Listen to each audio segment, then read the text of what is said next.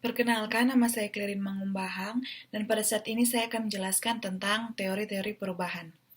Teori yang pertama adalah teori force field, yang dikemukakan oleh Kurt Lewin pada tahun 1951. Kurt Lewin dikenal sebagai bapak manajemen perubahan karena ia dianggap sebagai orang pertama dalam ilmu sosial yang secara khusus melakukan studi tentang perubahan secara ilmiah. Konsepnya dikenal dengan model force field yang diklasifikasi sebagai model power base atau kekuatan-kekuatan penekanan. Menurut Kurt Lewin, perubahan terjadi karena munculnya tekanan-tekanan terhadap organisasi, individu, atau kelompok. Ia berkesimpulan bahwa kekuatan tekanan akan berhadapan dengan penolakan atau resistensi untuk berubah. Perubahan dapat terjadi dengan memperkuat driving force dan melemahkan resistance to change. Ada langkah-langkah yang dapat diambil untuk mengelola perubahan. Yang pertama, tidak membeku atau unfreezing the status quo. Fase ini mencakup kegiatan membantu orang-orang untuk memahami bahwa diperlukan adanya suatu perubahan dan juga meningkatkan bahwa situasi yang ada sudah tidak memadai.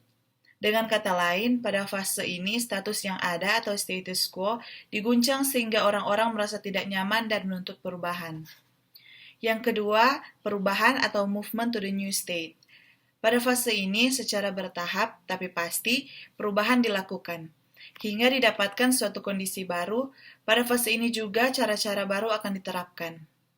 Yang ketiga, penyegaran kembali atau refreshing. Fase membekukan hasil perubahan yang telah terjadi menjadi permanen. Fase ini mencakup kegiatan memperkuat perubahan-perubahan yang telah dilaksanakan sedemikian rupa hingga cara-cara baru hasil perubahan tersebut menjadi stabil. Teori yang kedua adalah Burkhardt dan Harris pada tahun 1987. Teori Burkhardt dan Harris merumuskan teori motivasi yang mendorong perubahan. Perubahan akan terjadi kalau ada sejumlah syarat, yaitu yang pertama, manfaat biaya. Manfaat yang diperoleh lebih besar daripada biaya perubahan. Adanya ketidakpuasan yang menonjol terhadap keadaan sekarang. Yang kedua, persepsi hari esok. Manusia dalam suatu organisasi melihat hari esok yang dipersepsikan lebih baik. Yang ketiga, cara praktis. Ada cara praktis yang dapat ditempuh untuk keluar dari situasi sekarang. Jika dirumuskan secara matematika sederhana, menjadi persamaan sebagai berikut. A, B, C lebih besar dari D. Keterangan A itu sama dengan ketidakpuasan, B itu sama dengan persepsi hari esok, C itu ada cara yang praktis, dan D itu biaya untuk melakukan perubahan. Teori yang berikutnya adalah teori proses perubahan manajerial. Teori ini dikembangkan oleh Beer et al. Pada tahun 1990. Melalui studinya, ia menemukan pentingnya melibatkan sedemikian banyak orang dalam perubahan. Dalam Managerial School of Thought, peneliti juga menggunakan body of knowledge dari ilmu-ilmu lain, khususnya psikologi dan sosiologi, sehingga teori ini mengadopsi pula pentingnya upaya-upaya mengurangi stres dalam perubahan dan desain pekerjaan yang lebih memuaskan.